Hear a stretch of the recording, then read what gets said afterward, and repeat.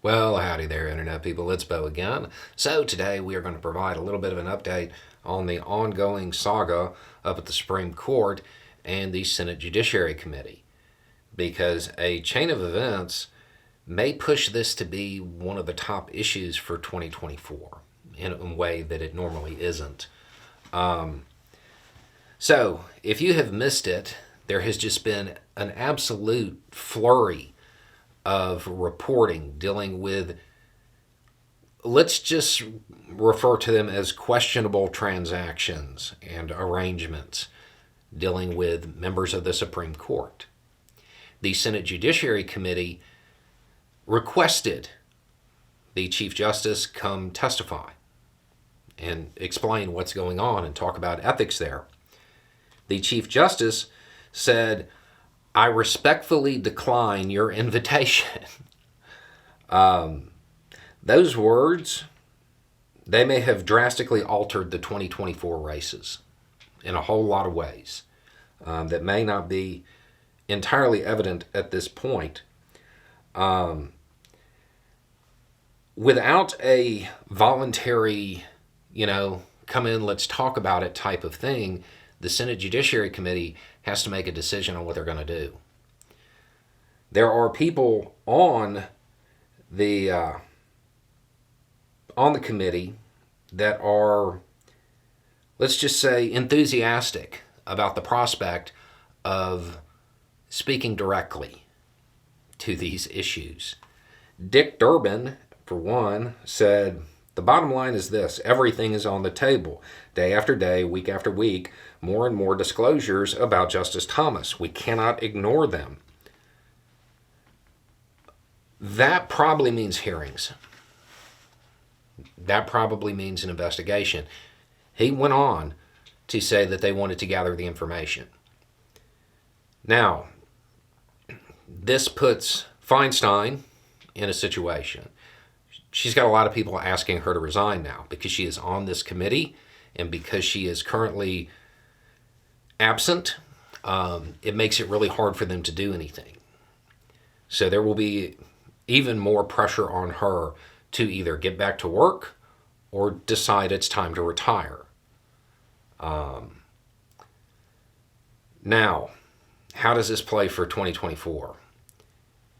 If these hearings start heating up, you're going to see not just the normal conversations about Supreme Court appointments and stuff like that. You're going to see conversations about the possibility of removing Supreme Court justices. Everything is on the table. That's what he was saying.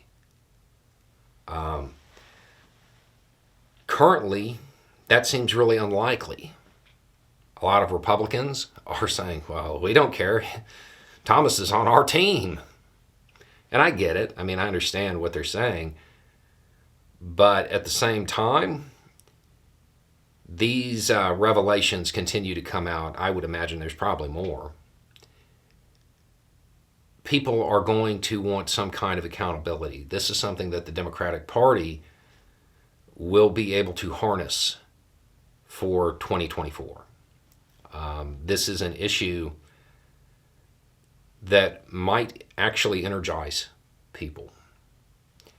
If they start talking about actually removing Supreme Court justices and keeping everything on the table, there might be a lot of people who are incredibly unhappy about previous rulings from the Supreme Court who might get out and vote. Even if they don't necessarily care about the ethical issues being presented, it might be a situation where they just see an opening.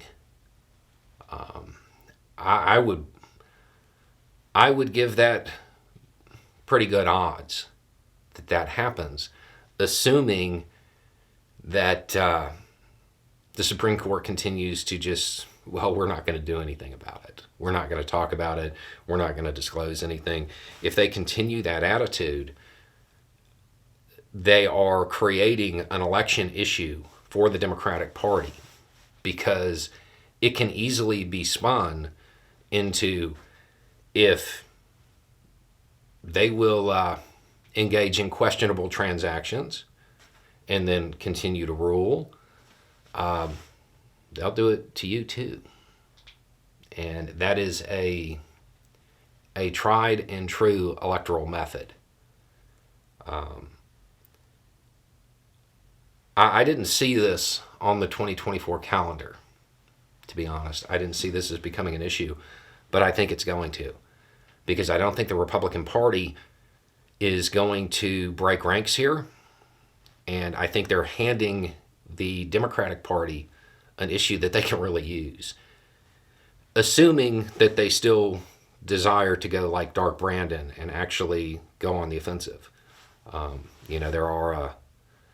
There are a lot of times when the Democratic Party was handed a tool and decided to snatch defeat from the jaws of victory type of thing. But we'll have to wait and see. I would expect to continue to hear more and more about this until it reaches a pitch. Anyway, it's just a thought. Y'all have a good day.